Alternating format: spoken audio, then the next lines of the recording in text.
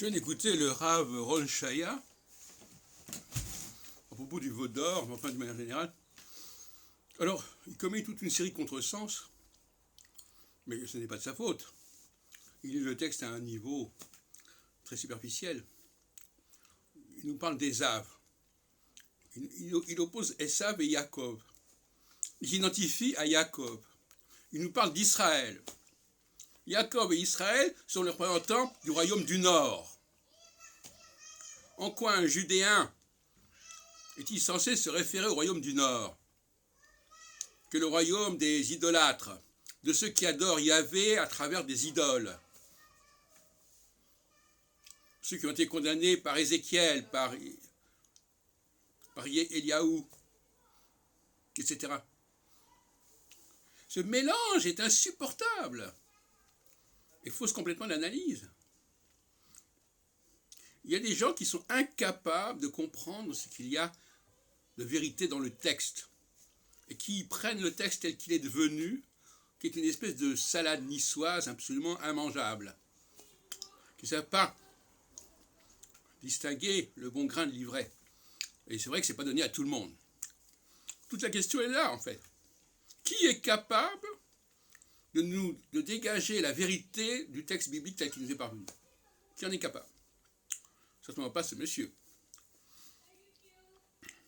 Tout à l'heure, je réfléchissais sur les traducteurs, sur les comédiens, sur les interprètes. Ce sont des gens qui sont prisonniers du texte qui leur est donné. Leur fonction, c'est simplement de rendre le texte tel qu'il est. C'est pas le bon niveau, ça. C'est évidemment pas le bon niveau. Quand j'entends un rave comme Ron Shaya nous parler d'Israël, d'employer le mot Israël, c'est hallucinant.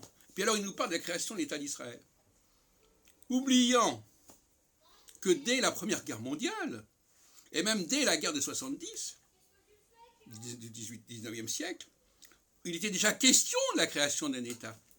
On n'a pas attendu la Shoah pour vouloir créer un État d'Israël. Et d'ailleurs, il ignore complètement qu'en réalité, ce sont les Britanniques qui avaient reçu le mandat en 1920, à la suite des déclarations Balfour, etc.,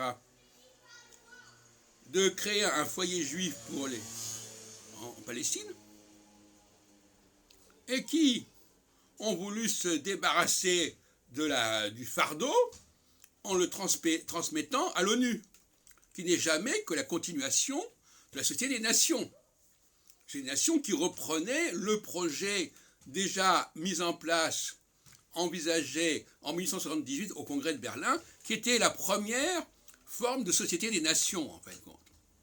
Je vous l'ai dit dans une autre vidéo, il y a eu 3 conflits franco-allemands, en 70, en 1914 et en 1940.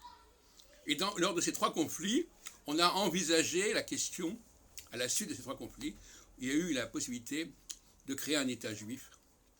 Premièrement en Roumanie, en 1978. Deuxièmement, en Palestine, avec les tentatives de Herzl d'envisager d'autres possibilités, l'Argentine, l'Ouganda, etc. Et puis, troisièmement, dans une toute petite partie de ce qui a été dévolu au mandat britannique en 1920, parce que les Britanniques avaient déjà rendu aux Arabes toute la partie au-delà du Jourdain, qui était prévue dans le mandat britannique. Et ensuite, en 1947, 48, il y a déjà une autre partie de la Cisjordanie qui est également donnée aux Arabes, et ce n'est qu'une partie occidentale qui est donnée aux Juifs. Bon. Alors apparemment, M. Ron Shaya ne connaît pas bien l'histoire de l'État d'Israël, de la préhistoire, les antécédents. Il faut remonter quand même au minimum aux années 1870. Et d'autre part, sa lecture de la rivalité entre Ésaü et Jacob, elle est complètement décalée et déphasée.